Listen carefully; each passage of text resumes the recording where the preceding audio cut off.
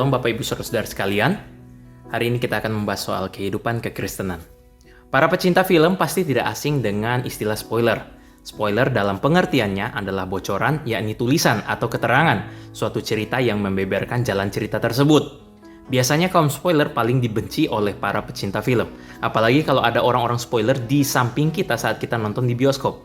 Pada umumnya orang lebih senang mengetahui keseluruhan film dan bukan hanya bagian-bagian kecil dari apa yang ditonton. Kita tidak akan mungkin menikmati menonton sebuah film jika sudah mendapat bocoran tentang jalan cerita dari film itu.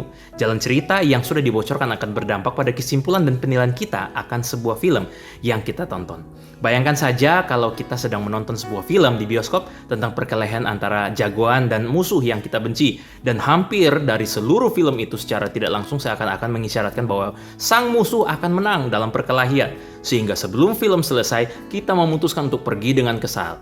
Namun yang terjadi di akhir film tersebut, di luar dugaan kita terjadi plot twist, yakni alur cerita yang diputar balikan. Ternyata jagoan kita yang menang dan kita terlanjur membuang energi dan waktu kita untuk tenggelam dalam kekesalan yang tidak perlu dan sia-sia. Dari ilustrasi tadi kita belajar satu hal yang penting sekali, yakni kita tidak dapat mengambil satu bagian tertentu dan menjadikannya seolah-olah sebagai suatu keseluruhan dalam sistem berpikir kita. Hanya karena melihat bagian dari cerita film, kita kemudian menyimpulkan bahwa seluruh film bercerita tentang penjahatnya yang akan menang. Sangat disayangkan hal ini juga terjadi dalam kekristenan saat orang percaya belajar tentang Allah. Dr. Richard Pratt, seorang teolog Amerika, bercerita bahwa dia pernah menjenguk seorang teman Kristen yang sakit di sebuah rumah sakit. Ia ingin menguatkannya dan dia bertanya kepada temannya, "Apakah kamu sudah berdoa kepada Tuhan?"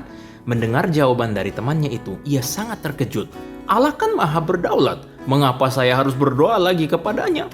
Dari percakapan singkat ini, ia membuat kebenaran yang sebagian itu seolah-olah menjadi kebenaran yang utuh dari iman Kristen.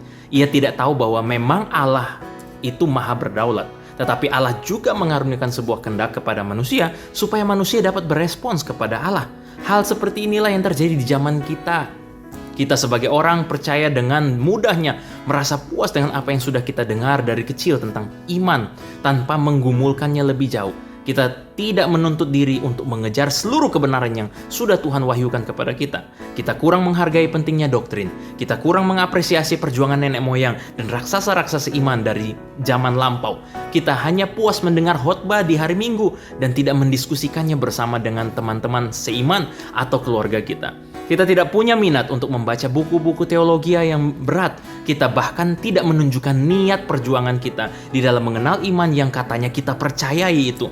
Dapatkah kita mengatakan bahwa kita adalah murid Kristus yang sejati? Coba perhatikan apa yang dilakukan oleh jemaat Kristus abad pertama.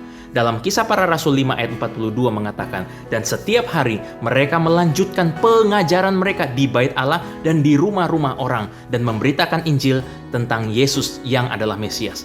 Kiranya Tuhan memberikan kita sebuah kesadaran untuk semakin semangat belajar firman Tuhan dan menghidupinya sehingga membentuk kehidupan kekristenan kita dengan lengkap dan utuh. Kita berdoa. Bapa dalam surga, kami bersyukur karena Tuhan terus mengingatkan kami betapa pentingnya kami mempelajari firman dan menghidupinya dalam seluruh kehidupan kami supaya kami mencapai keserupaan dengan Kristus. Tuhan tolong kami dan Tuhan pimpin kami. Demi nama Kristus kami berdoa. Amin.